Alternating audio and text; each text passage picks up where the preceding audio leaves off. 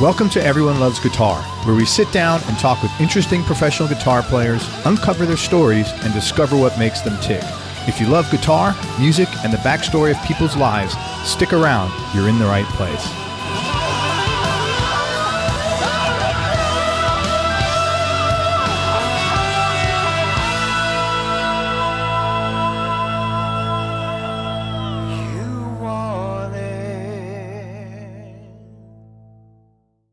The Be Fulfilled Journal helps you be more honest with yourself and with others and be more open to handling things you've avoided dealing with for years. It's a 12-week online and journal program that helps you identify and eliminate things you do that are causing you stress and live in more gratitude and joy. It was actually developed by a long-term friend of mine who got sober in 2008, and he's put together a great deal just for my listeners. You get the 300-page hardcover journal and access to the 12-week video program online, plus free shipping, plus membership in a private Facebook support group with others going through the program, plus a 5-day mini course showing you how to let go of stuff that's draining your energy, plus a 30-day 100% money-back guarantee. To start your journey and get all the bonuses, go to BeFulfilledJournal.com/ELG. That's BeFulfilledJournal.com/ELG. Hey, everybody. This is Craig Garber. Welcome to Everyone Loves Guitar. I've got a really unique, interesting, and extremely talented guitar player with us today with Jeff Parker. He's got great tone as well. He's a guitarist, producer, and arranger and composer out of L.A. You're in L.A. right now, right? Yes. He works in a wide variety of mediums from pop, rock, and jazz to new music, using ideas informed by innovations and trends in both popular and experimental forms. What that means in English is he's doing some really unique stuff, and he's really creative, and he's doing it in a great way. I mean, honestly, his tone is killer. A lot of his stuff is works that explore and exploit the contrary relationships between tradition and technology, improvisation and composition, and the familiar and the abstract. He's a longtime member of the influential indie band Tortoise, and he's also played as a sideman with acts like Andrew Bird, Joshua Redman, Dave Douglas, Peter Erskine, Vijay Iyer, Tumani Diabate, Bernie Maupin, Carmen Lundy, Nicole Mitchell, Yola Tengo, Daniel Lanois, Brian Blade, and the Fellowship Band, Jason Moran, Matana Roberts, Joey DeFrancesco, Nels Cline, who I just interviewed last week, Charles Earland, and I want to talk about that, Ken Vandermark, Dave Douglas, Fred Anderson, Tom Zay, and Michelle Indegeocello. He's played on 7 LPs with Tortoise, and he's released 5 solo albums of his own as a leader. Those albums are Like Coping, The Relatives, and Bright Light in Winter, and his 2 most recent releases, The New Breed and Slight Freedom. He also scored 2 films in 2016, director Jill Campbell's documentary about retired NBA legend Kenny Anderson called Mr. Chibbs, and acclaimed director Leanne Schmidt's essay film Purge This Land with Blood, which received the LA Film Critics Award for Best Experimental Film of 2016. Dude, that sounds really intense. Purge This Land with Blood. What was that about? Yeah, it's about John Brown, who I don't know. He was like a radical abolitionist who's kind of his actions were kind of like what were the impetus for the Civil War. Oh, wow. And so it's a film. It's like historical thing about him, but then it kind of goes into contemporary culture and stuff. It's pretty intense. Yeah, man, it sounds intense. I'm gonna have to check that out. It's called Purge This Land with Blood. Currently, he's been focusing on music production, small ensembles, and solo performance to cultivate and establish an idiosyncratic relationship, again, between electronic and acoustic compositional properties in music. If you don't know Jeff, I'm going to recommend that you go to YouTube and check out his work on a song called man, Jeff, I hope I don't mess this up. Oladipo. Is that what it is? Yep, correct. And yeah, it's spelled Oladipo. Man, does he sound great on there. Dude, thank you so much for coming on the show. I appreciate your time. Oh, man. Thanks, Craig, for having me. It's an honor. You're, no, man, and the honor is mine, dude. You're originally from Connecticut. What prompted you to move out to LA? I mean, I lived in Chicago for about 21, 22 years. Oh, it's a long time. And my wife, she actually, excuse me, she teaches film at Cal Arts. Oh, cool. And she, I mean, and I was kind of a little stagnant. I felt like in Chicago, like Sure. kind of complacent. I needed some like fresh perspective. So I decided to try it out here. It's been great. How long you been in LA now? Just not quite 6 years. Very cool, man. Did you ever play with Bobby Broom? Yeah. Yeah, I interviewed Bobby. Yeah, Cool, I didn't play cool dude. with him. I didn't play with him a lot. I only actually played with him 3 times. I mean, I did a duo gig with him once,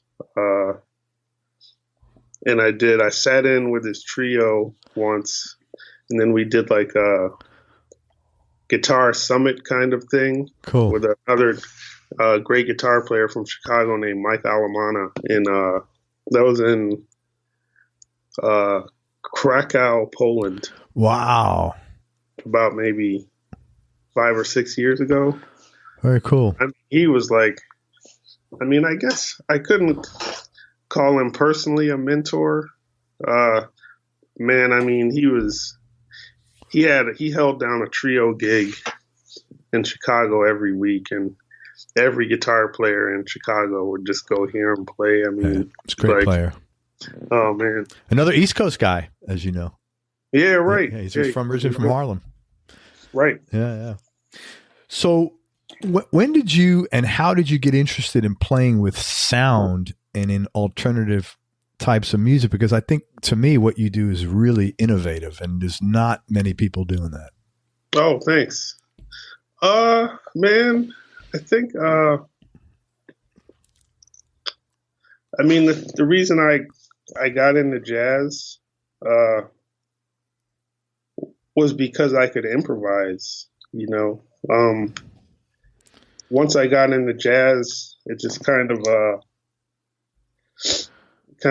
was like a gateway just in the more creative, just kind of a gateway into more creative music, you know. And once that kind of barrier was broken down, I could kind of just look at the instrument in different ways. I mean, I'd hear different players that would kind of like blow my mind. I mean, like, you know, from Jimi Hendrix, who, I mean, I don't really know any other way to like explain, like you have conventional ways of playing the guitar. And then I have, you know, what I'd call them extended techniques, which are like, you know, when you're kind of exploiting the other aspects of the instrument, you know, playing with feedback, right? Staying where it's not just about like the notes and picking, but you're kind of using the electric guitar as, I mean, like a thing to generate sound. You know,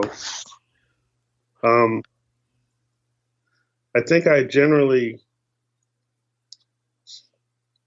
at the end of the day, if you take all the notes and music, like in notes and harmony and like melody and everything away, I definitely look at music as sound more than anything, you know? Yeah. Like the way that the general space music can create for the listener. Yeah, it's almost like sound is your palette, kind of, you know, your canvas with you. Yeah. I feel like, and another guy, I could see why you probably hit it off with Nels, because he's exactly like that, man. Yeah. You know, he's exactly like that. He's very sound, or you know, sound oriented first, almost. You know, in a cool way. In 2016, you released an album called The New Breed. I have a few questions about that because I really enjoyed that record. Oh, thanks. What is the new breed that phrase referred to? Man, actually, the album is named. Well, I'll kind of give you spill the beans, man. Yeah, spill the beans. I'll answer your question. It'll be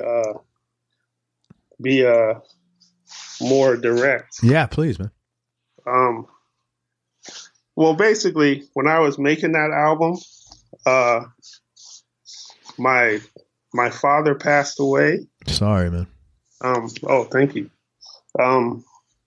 So that whole album kind of became a tribute to him. And my father, for a short while, owned a clothing store in my hometown, Bridgeport, Connecticut. And the name of the store was The New Breed.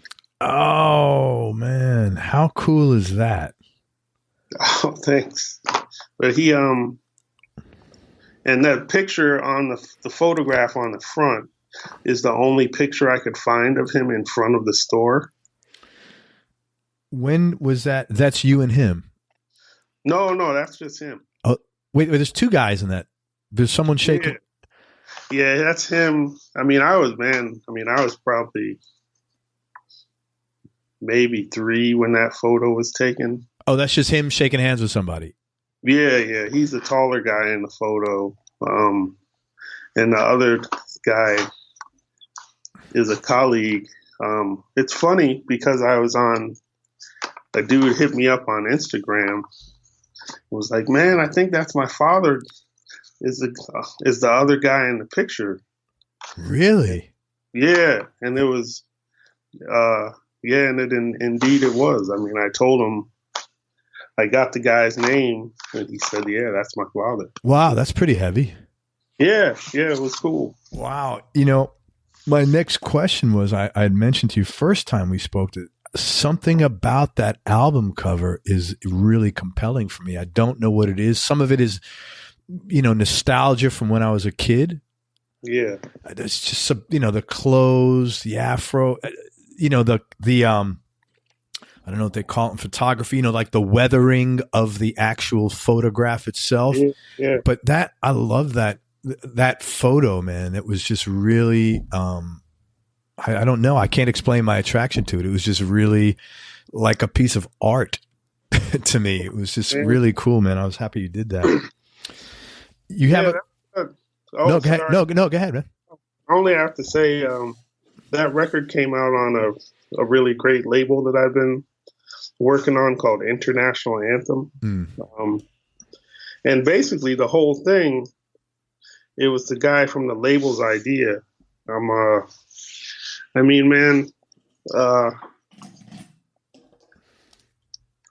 Because I didn't really know what I was doing. I was just kind of trying to work on this album. Right. And I told him, my father passed away, and I kind of had this idea. It was kind of naturally becoming a tribute to him. Yeah, sure. And I was like, well, I think I want to call it The New Breed because he owned a store called The New Breed. That's so cool. And then Scotty was like, the label's run by this young guy named Scotty McNeese, who he has a really great design and kind of marketing sensibility. And he was just like, well, man, you have any pictures of him at the store? That's great. Like, that's really cool. And I was like, I don't know. And so I called my sister, and she sent me a bunch of photographs. And I was like, oh, this is the only one I have of him in front of the store, So it's I have to give Scotty and International Anthem Records all the credit for that. That's sure. Great, man. I'm real happy it worked out like that. I love it. You have a song on there called Get Dressed, which now that I know it was a clothing store, now this is all like the dimes dropping here. So that song called Get Dressed, which basically consists of you playing some really cool riffs over drums. And also it sounds like in the background, there's like a background track of basically sounds like people partying. And like that's a very cool drum beat. And you know what I wrote is it sounds like managed chaos. Oh, you know, and it's like to me when I listened to that song several times, I thought of like that's a great track to be listening to. Like if I'm in New York walking fast and I got to get somewhere, that's the groove. You know what I mean? That's like that's the groove. I was just curious if you could talk about that song and oh, sure. You know, I really dug it. Yeah, that's I mean, that's a tune. It was I mean, I've always gotten a lot of inspiration from hip hop. I mean, I'm a kid of that generation. I mean, when I was in my late teens, early 20s, kind of listening to like, you know, a lot of that A Tribe Called Quest and De La Soul. And I got into the music on a more technical level, like, and I started, you know, trying to produce my own music like that. So I was making a lot of music just out of samples, like, you know, sampling things off records, triggering them, and then reorganizing them into like, you know, the piece of music that I could just play guitar on. Okay. And one of my favorite, actually, just producers was this guy from Chicago who was most well known for working with Earth, Wind, and Fire, named Charles Stepney. Mm-hmm. And he made these records for Ramsey Lewis in the 60s, where they were essentially like they were called like party tracks, where he'd have the band would play like a kind of funky groove, and then he would have people come in the studio separately. He'd play the music, and they would kind of like party, like, you know, clap their hands to it and party and dance, and he would put that on the track. I'm gonna go back. I like Ramsey Lewis. What album was that on? If you could think of one off the top of your head. Well, he had a kind of big hit with this song called "The In Crowd." Oh yeah, I know that song. That's great. Yeah. Well, okay, it's on there. I've never noticed that. Okay. It's a party track. I'm gonna go back and check that out. Thank you. The thing, and I always thought that was really cool. So when I wanted to make a party track, so that Get Dressed is that's your party track.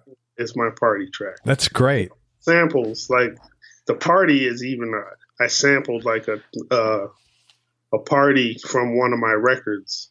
Okay. And I looped it, and it's kind of going underneath the whole thing to create this ambience. Sounds great, man. I love that track. That was my favorite. It was a lot of fun to make it. Oh man, just the whole riff in there, man. It was just like, it was just a great groove, man. Really did a good job on that. And there's the last song, which Get Dressed is next to last, I believe. The last song, Cliche. I was curious what that's about. There's a line in there. It says, "Once your breaks are lame, you've got to put your signature on the dotted line." I was like, man, that means something. Oh. What does it mean? What's going on there, man? Man, I mean, that's a song. I mean, like I said, the whole thing was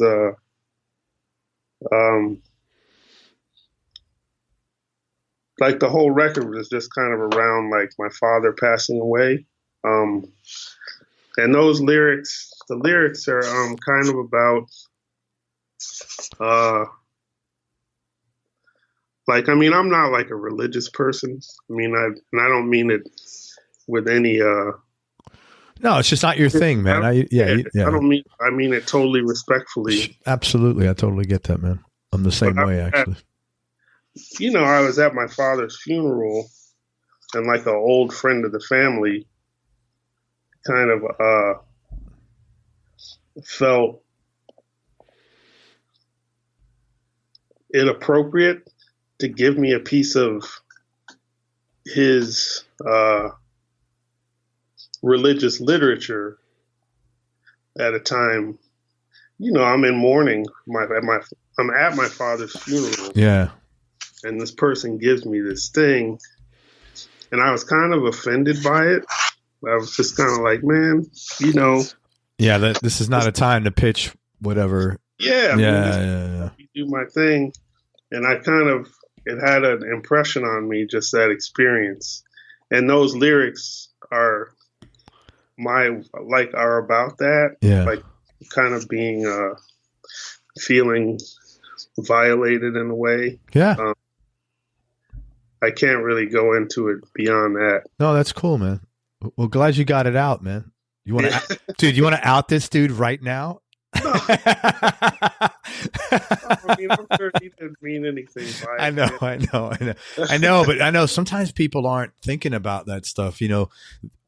Their enthusiasm is not necessarily your enthusiasm. Yeah, sure. Yeah, I'll never forget one time. I grew up in the Bronx, and it was like 4:00 in the afternoon, and I was blasting like Dark Side of the Moon.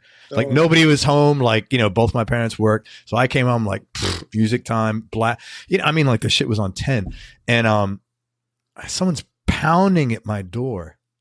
I'm like, what's that? And I'm thinking, man, it must be the cops, whatever. I go to the door, man, and it's two people, Jehovah's Witnesses. And I'm like, man, I cannot believe you just blew my whole vibe. Like, like your enthusiasm for this is not my enthusiasm for this. With all due respect, it's like, you heard the music blast.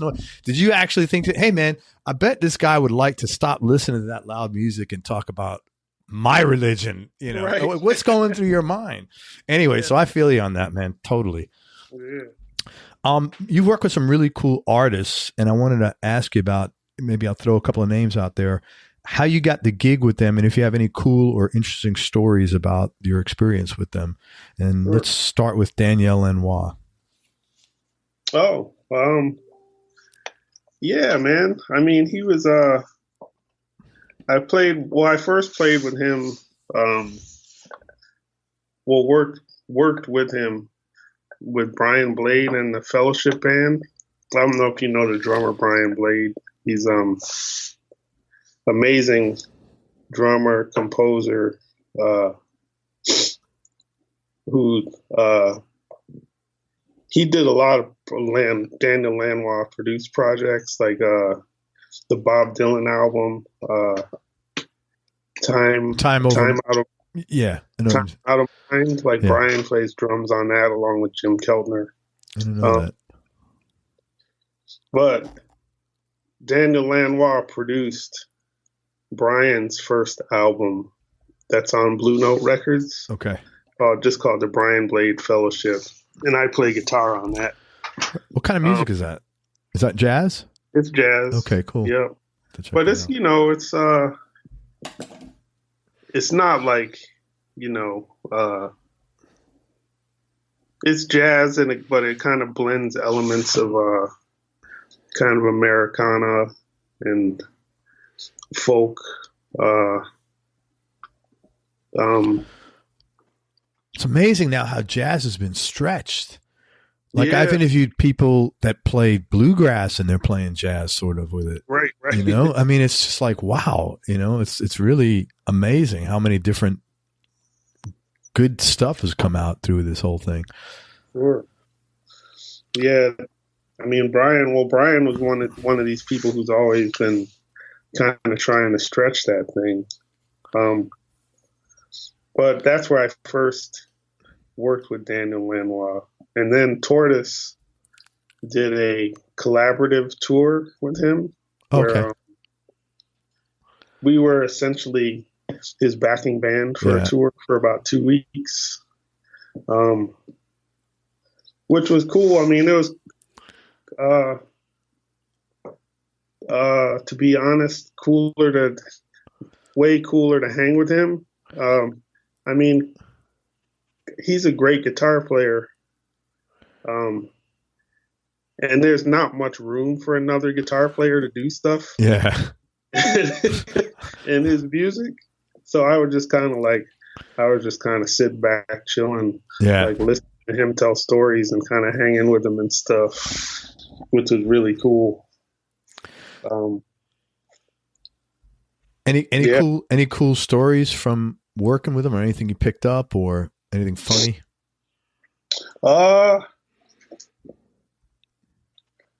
Thing that I kind of remember. No, I just remember him drinking lots of Smart Water. That's the secret. He had like cases of it on the bus. I also remember him kind of. I remember one night him kind of like, he loved the albums that he produced for Bob Dylan, but I remember him kind of like being disappointed that he never was able to like get him a hit record. Interesting. Man, that's a pretty cool thing to see, like the guys that vested in what he's doing. Sure, man. Yeah. How about Charles Earland? Now, I got turned on to him by Bobby Broom, funny enough. Sure. What did you do with him? And didn't he pass a while back? Yeah, man. I mean, he died probably at least 20 years ago. Yeah, so this is a long time ago you did stuff with him. Yeah. Yeah, I was, for a long time around Chicago, I mostly made my living playing with organ groups. Okay. Like I used to tour a lot with, I actually got the gig with this other group that I played with for a long time, with this great organ player in Chicago named Chris Foreman. He's he's like a legend locally. And he's gotten some exposure in the last few years outside of Chicago. But the drummer from that group was this drummer named Greg Rockingham. And Greg started working with Charlie Earland. And Greg kind of like, when the guitar chair opened up, he got me on the band. So I played with them pretty consistently for about a year, mostly just around Chicago. But I never recorded with him, unfortunately. Any funny or interesting stories? Funny, not really. I mean, just as a musician, man, I mean, he's like, when he got going, it was like playing with the fucking Mack truck, man. I mean, his time and his improvising, man, like it would be so powerful, man. Like he would start going and you would just get like steamrolled. Like the energy was just like incredible, man. That's really cool. They don't make cats like that anymore, man. Yeah. Yeah. He was a great player. Great writer, just creative guy. Yeah. Jeff, you working on anything now that you're excited about? I mean, I'm trying to finish a new album kind of in the same, with the same musicians as the New Breed, same kind of, same general vibe. But yeah, I'm excited about that. I'm also kind of, I'm in that zone where I'm in it. Now I'm trying to finish it. So I'm a little bit, kind of overwhelmed and a little flustered by the process. Yeah. But I know it'll be great once I get it behind me. But I'm fully in the throes of it right now. where you is most of the songs laid down? Are you just doing the mixing, or are you still doing recording? I have all the material. Like the way my process works is I'll kind of record a bunch of stuff, and then the digital medium kind of allows you to edit things and move them around until I have something that I can work with. Okay. And that's kind of where I'm at right now. I'm kind of like sifting my way through a lot of material to try and make it into something that I'm ready to present. So your brain is like on overdrive, basically, with the new ideas of moving this and that, and then adding this. And yes, yeah, that's an overwhelming spot to be in. I mean, because right now, especially with my own music, I kind of feel like it's necessary for me to. I'm kind of doing everything myself. You know, I'm definitely composing all the music and playing a lot of the instruments that I can myself. Definitely,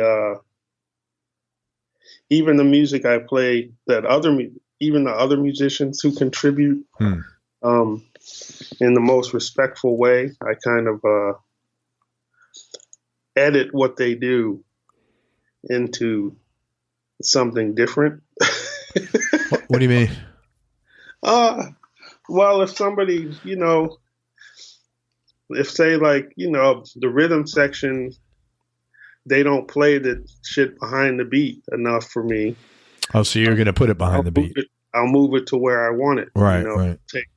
Take stuff out. I mean, it's kind of a meticulous process. Oh my God. I'm very exhausted just listening to that. Because it's not like you do it for two measures. You know, you got a whole block of stuff to move it for, man. Yeah. Wow. It's an interesting process. I mean, I like it. Do you have a working title?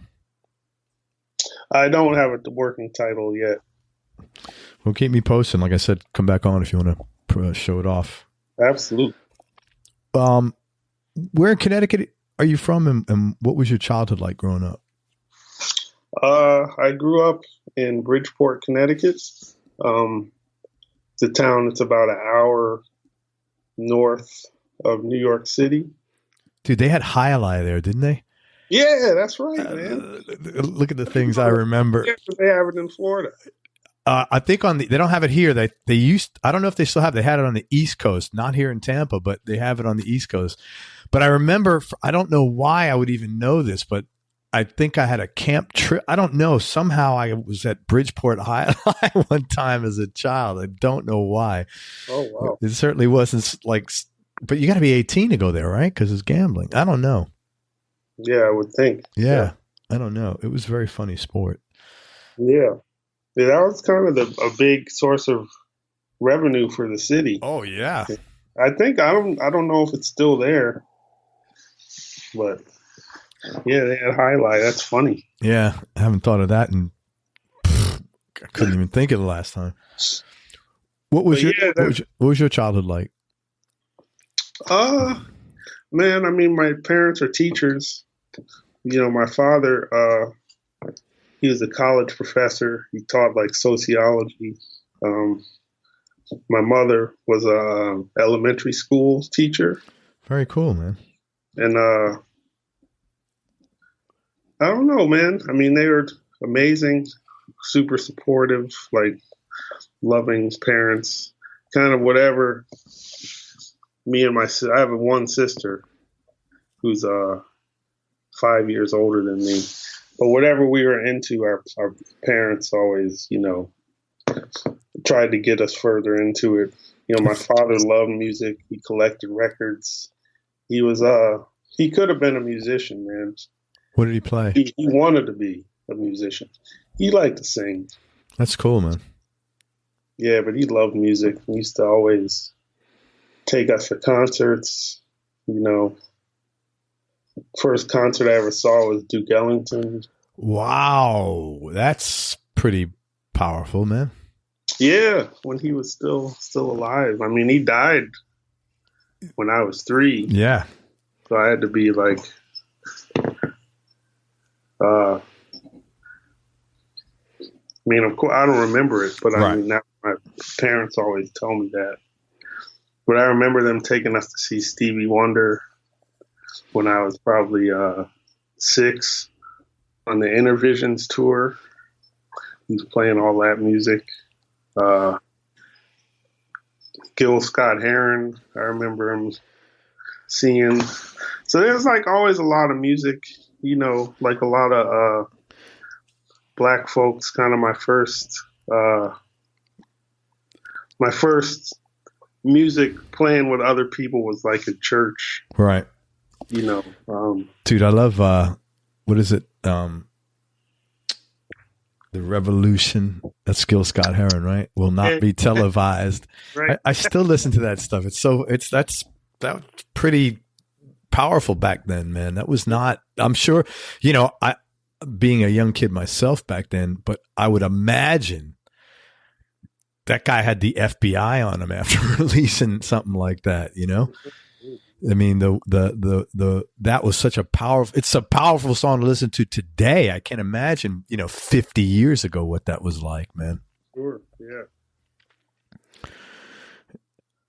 Very cool, man. Did you know from a kid that you wanted to be a musician? No. I knew that I wanted to play music. But like I said, I mean, my parents were academics, man. That's tough when you grow up with academics, man. You have certain expectations from academic parents that it's tough. But I loved music and I knew that I would always play it, but I never, it wasn't until I was probably like a teenager that I figured out that that I knew that I wanted to be a professional, pursue music as a career.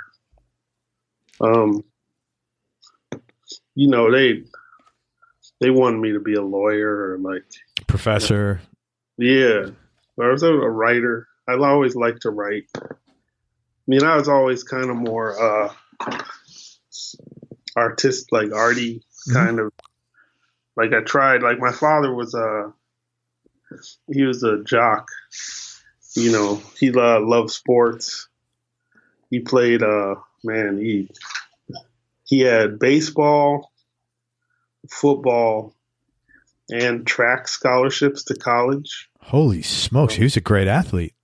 Yeah, he was, man. He actually he got drafted by the Denver Broncos. But this was like this was back in like the early 60s. So like you couldn't even make a living. Like playing football, yeah, it's amazing. Yeah. Hard to believe that, right?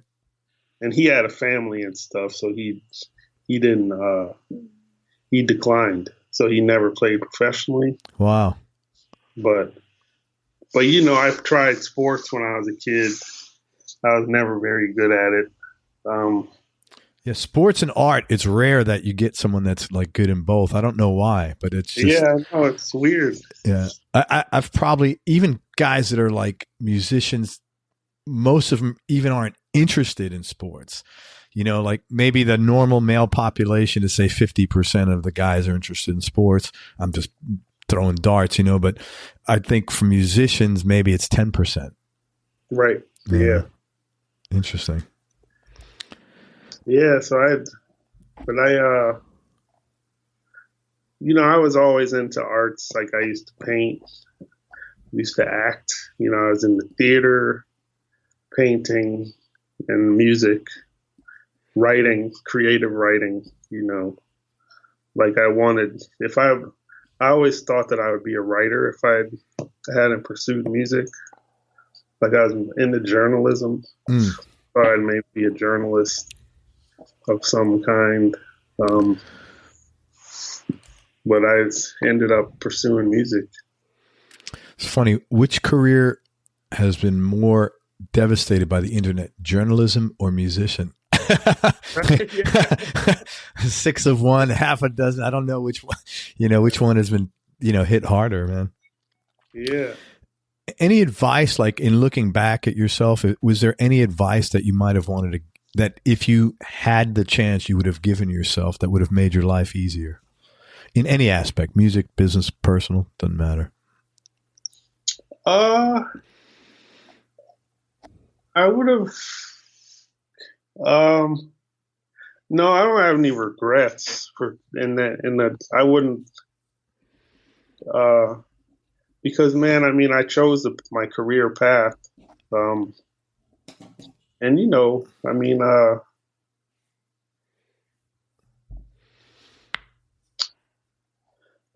if I had, I would have like maybe gotten better with saving money and stuff like that because I mean, I chose the path of an artist. Sure. Which is it's kind of like feast or famine. You know, I mean, I had to like sell my shit to pay my rent. Like sell records, sell gear, like stuff that you have. Whereas if I was thinking more ahead and not just being in the moment, a lot of times it would have made it easier for me. I mean, I would definitely give that advice to like somebody who knows that they want to make weird music. Just tell them to think about try and save money when you get some. Maybe be more prepared for a rainy day. Yeah, for sure. I get you. Thank you. Thanks, man. But I was also, I mean, I think about, I can only observe, I've seen the climate of jazz change so much, like move from, I mean, and even, I mean, I know my good friend Michael Eisenstein recommended. Yeah, hooked us up. So actually, shout out to Michael. I should have done that. Yeah. Mike, I mean, me and Mike were at Berkeley together. We both went to Berkeley. And neither one of us finished, man. I mean, it was like a generation where we were the generation, maybe one of the last generations of musicians who just passed through music school on the way to the gig. Yeah. And now there aren't as many gigs. So everyone finishes. Right. And everyone like cats mostly in jazz make their money from teaching, you know. And I would say that if I had to do it again, I would have finished school so it'd be easier for me to get teaching work. But I know that I wouldn't be the player that I am if I had that teaching stuff to fall back on. I mean, it's kind of a catch-22. But Bobby, that's what's held Bobby down. Yeah, he went back to school, man. He teaches, he's got like a couple of master's degrees, I think, or a doctorate or something like that. Yeah. Yeah, he went back much later and finished. Yeah, smart cat. Teach, yeah. Yeah, it's interesting because I've interviewed people in, I don't know, maybe 25 countries as well. And I always ask, what is the music scene like? In certain countries, it's the same as here where the clubs are shrinking. Like I interviewed a guy in Russia last week. Oh. And I said, man, what's the music scene there? He said, same thing over there. Clubs are closed and there's less and less places. People are more, on their cell phones and shit like that. And, right. But in Europe, in various parts of Europe, it still seems like the club scene is really big and they're a little more grateful. And it's less of a, what have you done for me lately attitude. They just like good music. They're not really obsessed with, I think here in America, we tend to be, what have you done for me lately is a bit more of the mentality here, and I don't know why, but it seems like over in Europe and other places, they're a little more forgiving or maybe more respectful of your body of work or you as a musician, especially as a jazz player, they're very respectful. Sure. Man, let's talk about gear for a few minutes because I know you got some badass guitars. You're big into hollow bodies, man, and I'm a hollow body. Hold on a minute. This is usually on my wall, but I've been playing it. So Oh man, it's a 335. Nice. I just love it. Yes, 335. Yeah, and it's not. It looks vintage, but it's a new one. It's like not new. It's like from 14, I think. I love it. But man, you got some badass hollow bodies. So talk about your guitars, man.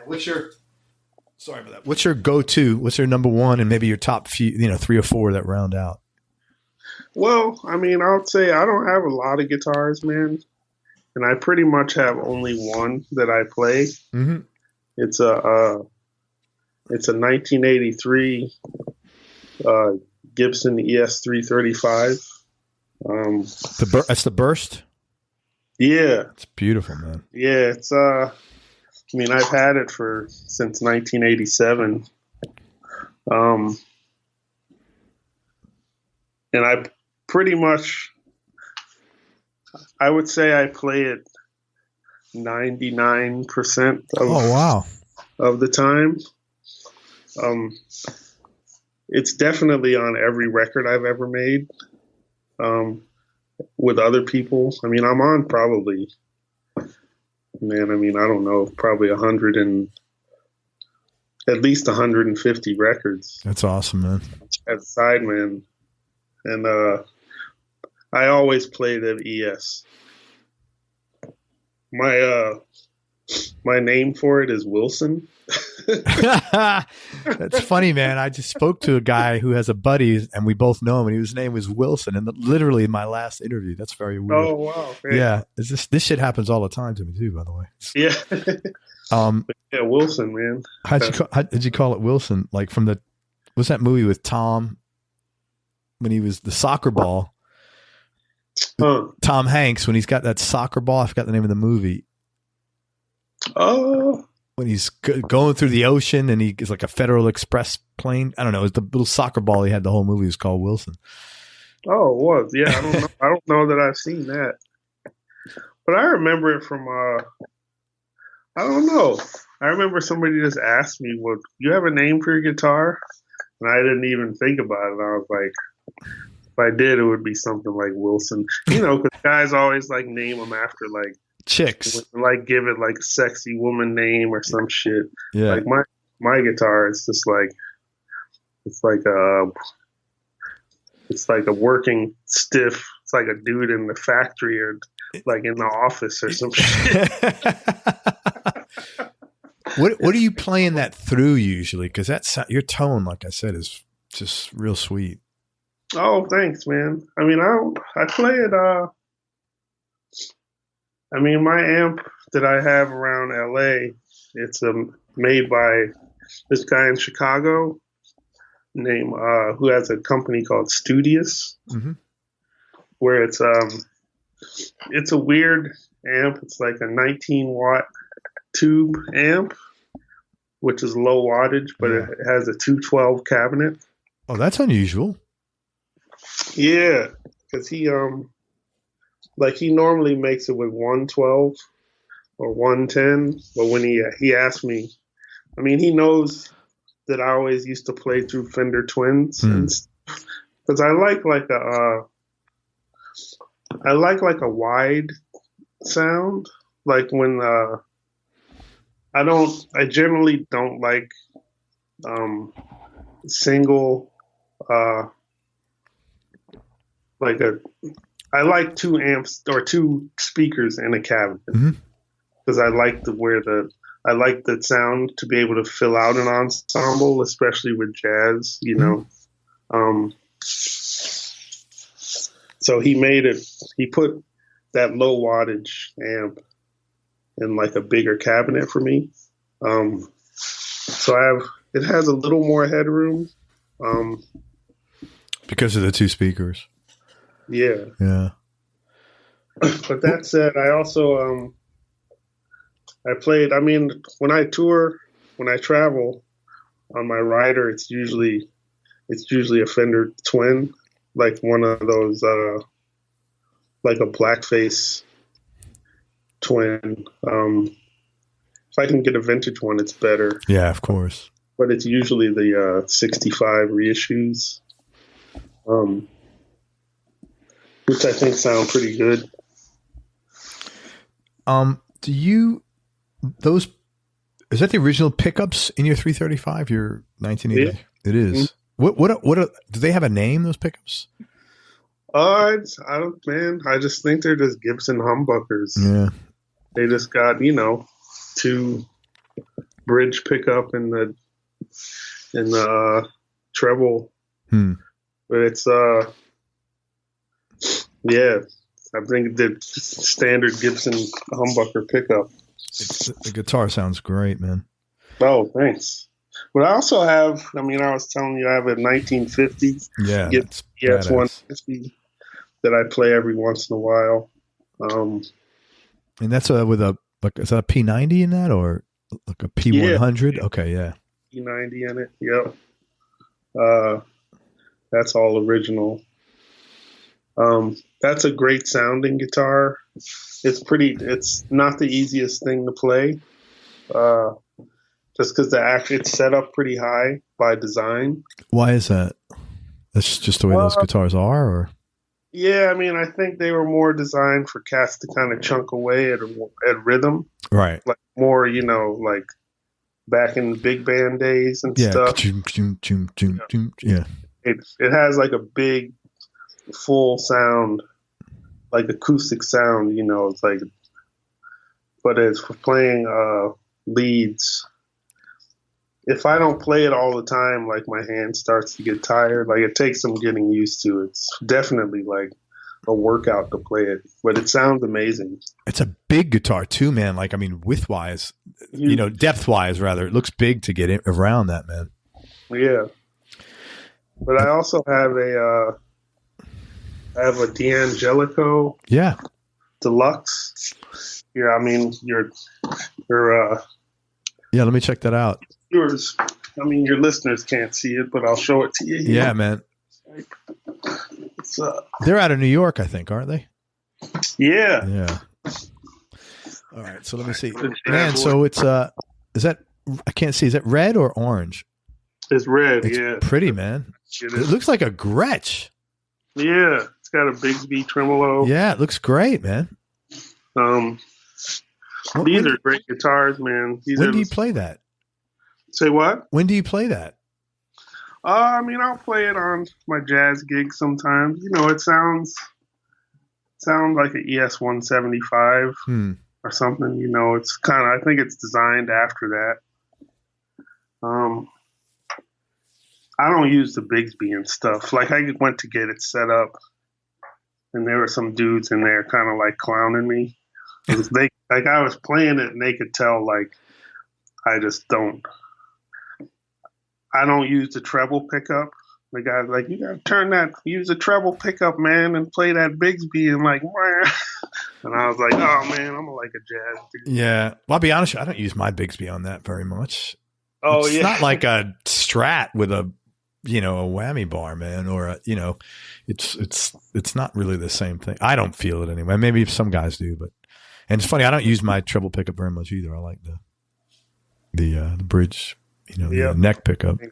Neck, yeah. Man, anybody that influences your playing that people would be surprised to hear? Surprised?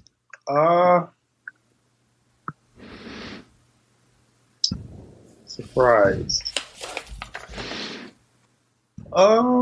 Maybe, man. I think if somebody who's familiar with my whole body of work wouldn't be surprised by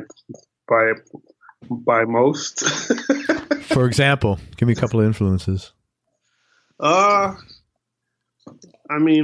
I was just talking last night. There was a chance that he was going to come to my gig last night, but he didn't, which would have freaked me out. But, one of my favorite guitar players is Mark Rebo. Oh, yeah. Who's like, I'm like big. He's definitely in the top 5 for me, just in terms of his tone, man. Like mostly his tone is like, he's got kind of one of the, for my tastes, greatest guitar tones, and just kind of his sensibility with he's got a kind of minimalist thing. He's kind of a slow guitar player, kind of like me, you know. Because I like the slow guys. Because man, I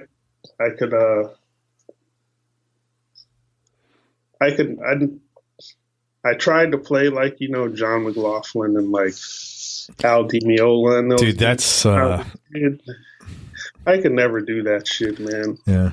Like I could never see. It never seemed like a possibility for me, no matter how much I practiced. And I used to practice a lot, man. Like I could never get that right hand shit happening to play like that. So I would just kind of like ended up listening to like slow guys. But other ones I like, I mean, I love Grant Green. Sure. He's great. Jim Hall. Grant Green, Jim Hall, Wes Montgomery, you know. The usual suspects. Yeah.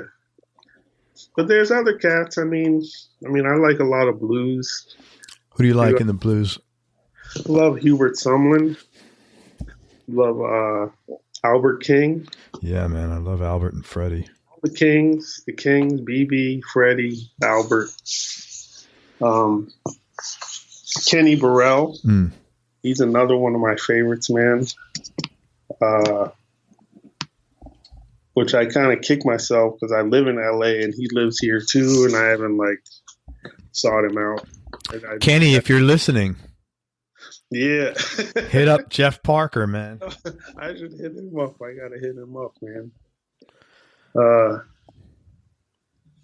Geez, who else, man? I feel like I went through phases with like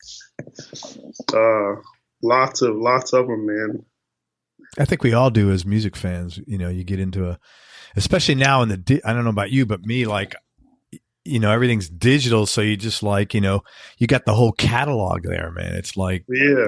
And it's kind of cool. Cause I don't know, like I never thought ever as a kid listening to records, like, oh, let me skip this song. Maybe because it just took so much effort. I don't know.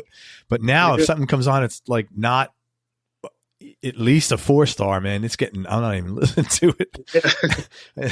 But I will say, man, people might be surprised that one of my favorite guitar players was Eddie Van Halen. Oh, that is surprising. Not because of his, I mean, of course he had incredible facility and creativity and ideas. It was mostly because his feel, man. He's like a funky ass guitar player, man. Yeah. Like he had behind the beat, like kind of like swarmy, kind of elastic thing that like real organic, man. Like only at 150 beats per minute. Yeah. But that was really I could see that. Yeah.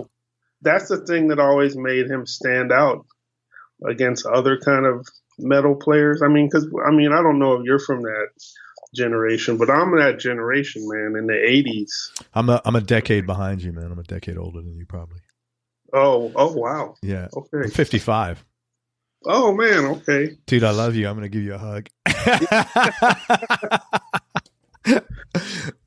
Yeah, so I'm like 70s sort of. Oh, okay, okay. But yeah, Eddie, man, he always stood out because he had this funky kind of feel, man. Like it definitely seemed more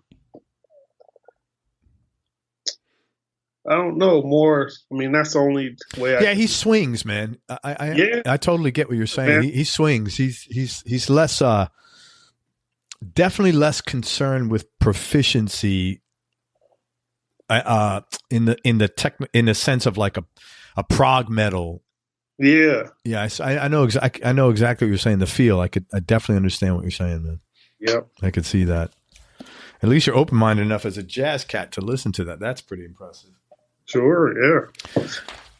Still listen to Van Halen. Hey, Desert Island Discs, man. Top 3. Top 3.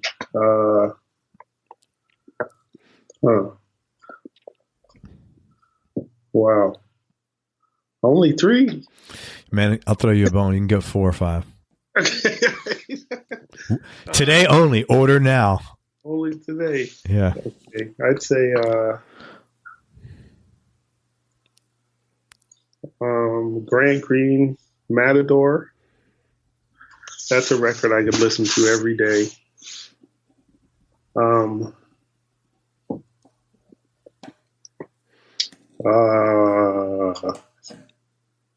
Stevie Wonder, Inner Visions. Comes up a lot. I've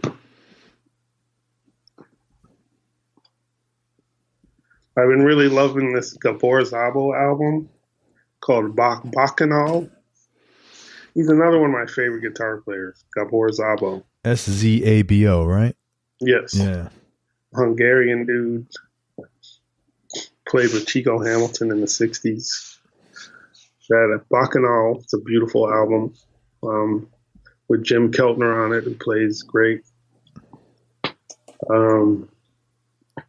Kenny Burrell, Midnight Blue. What's that for? Yeah, man. I got one more.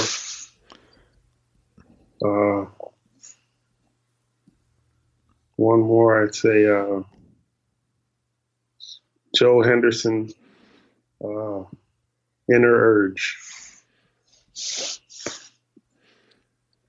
Man, I've never heard. That's a brand new one that's come up. Joe Henderson and Gabor Szabo. Yeah. What was Henderson's album? Inner Urge? Yes. Thanks, because I'll check some of these out.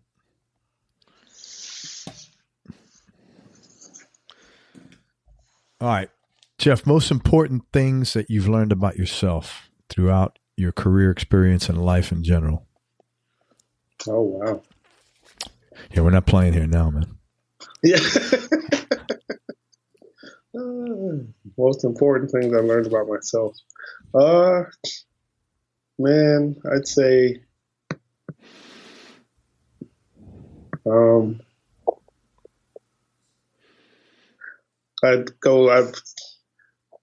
it takes a long time for I'm a slow composer of music. Like I'm not it takes me a long time. I can't like crank stuff out. I'm envious of people who can. It's amazing how people can.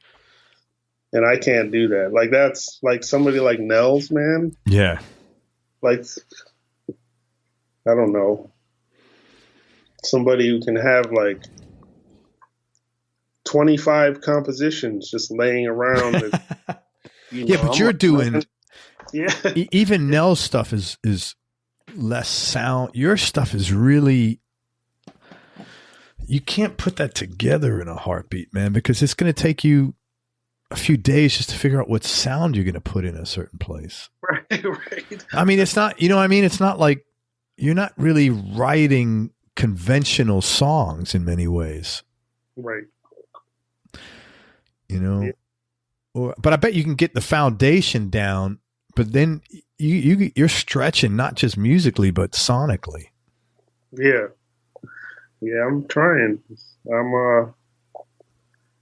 Yeah. No, you're doing it, man. But I need. I've kind of come to terms that I'm slow. Man, but that's okay. Hey, man, you know, I'm seriously. I mean, like you get to a certain stage. Like I was talking to this player before, and he was saying about.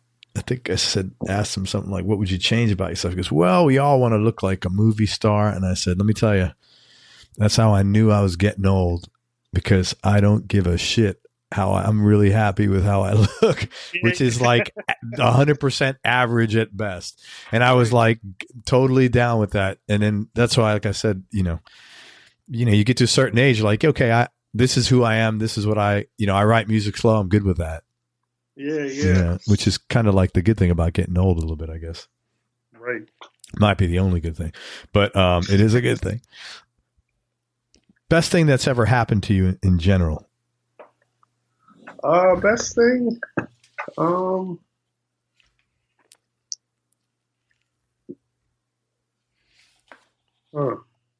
Man, I'd say kind of like music, man.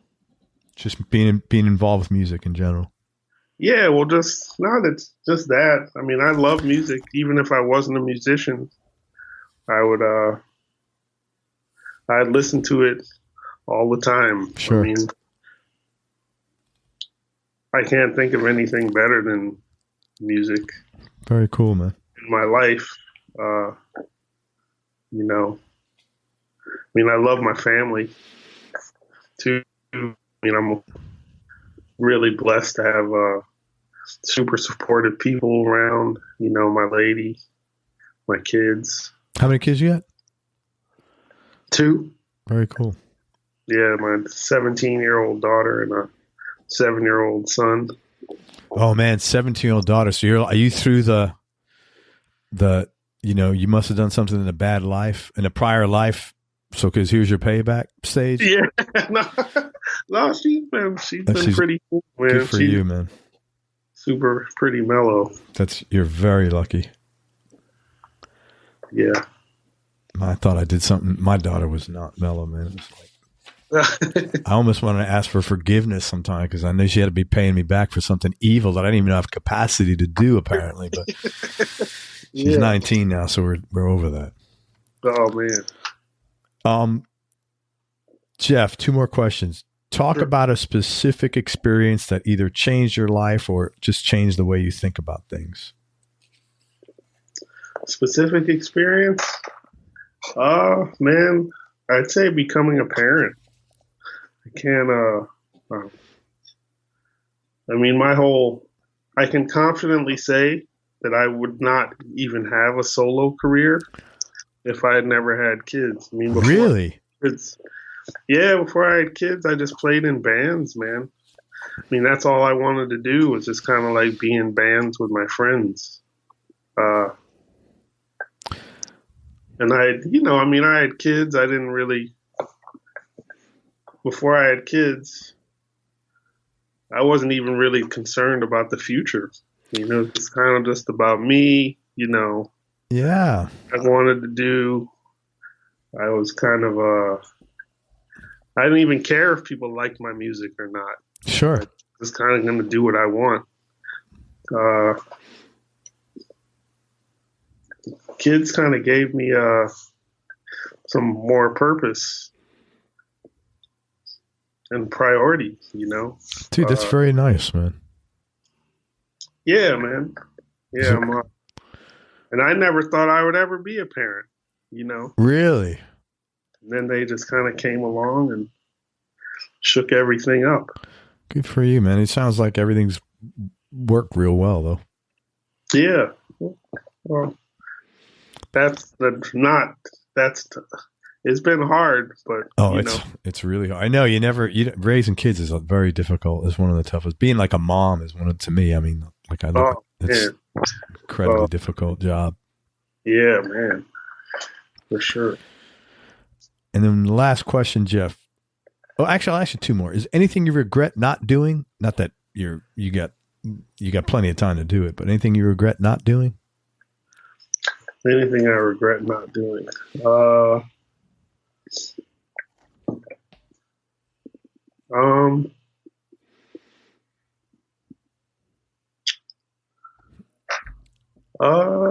Man, that's a hard.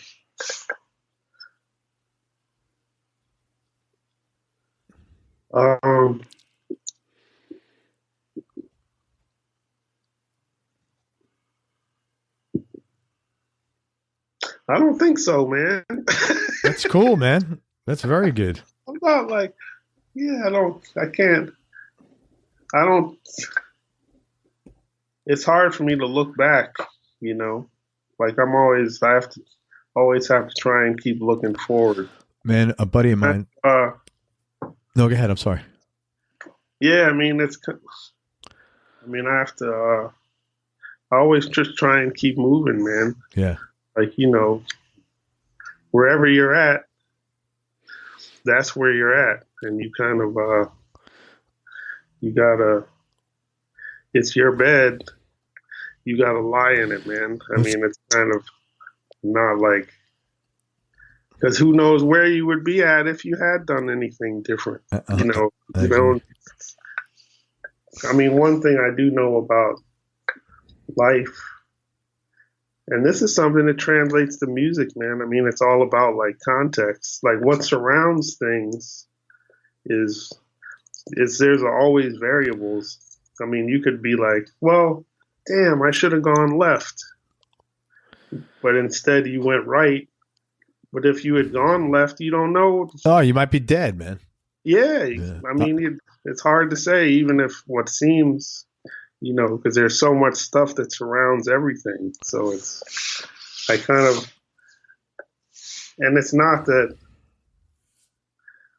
I think I can't really have any regrets, you know. No, I agree with you. Yeah, I can. Yeah. I've heard so many stories that the serendipity of how people connected or did something is like, it blows my mind, you know. So if you had gone left instead of right, that event would not have may not have happened, or would it? You know, who knows? It's so hard to. A buddy of mine once told me I was going through a bad spell, and he said, "Craig, don't look in the rear view mirror. It never serves you any benefit." And I cherish those words because I think he's right. And I stopped and I immediately felt better because it's gone. It's like waste. It's like thinking about the price of lettuce or something. Like, what are you going to do about it? Right. You know, because I read your bio. Oh yeah. That thing about, man, you said your whole life like fell apart. Yeah. Like you're just like, man. Right. Yeah. I was like, I got to make some sense of this. And so, you know, eventually this thing evolved 8 years later. Right. Go figure. Yeah. So like, I could be pissed off at what happened. Or I could say, man, that was, thank God that happened. It led me to this, which I have no reason not. That's how I look at it, you know, because I could be doing something I don't like. So who the hell knows? Yeah. I know I'm not smart enough to figure it all out. That I do know. Right. And last question, man. Biggest change in your personality over the last 10 years, and how much of that change has been intentional and how much is just a natural part of aging? Biggest change. I'd say I make a lot more decisions based on my health now. Like I was kind of, you know, I quit smoking probably. Oh, dude, good for 10 you. years ago. I don't drink as much. I'm a vegetarian now, you know. And like a lot of my like hard partying friends and shit, I go back to Chicago and everybody just makes fun of me. Great. Oh man, lives in LA now, you know, and they're like lighting up and like eating pork chops and shit. No, man, you got to, when you get older, you've got to take care of your health, man. Yeah, I'm like, I can't do that anymore, man. But, you know, I mean, but I feel a lot better, clear-headed, you know. Yeah, absolutely. Plus, you'll be able to get around. Yeah. I mean, that's the truth of it. Seriously, you'll be able to move around and be, you know, you got kids, man. You get a 7-year-old. You can't be like, you know, you got to be chasing him around for a long time. Yeah. Yeah, I'd say that's it, man. It's kind of getting older and making more,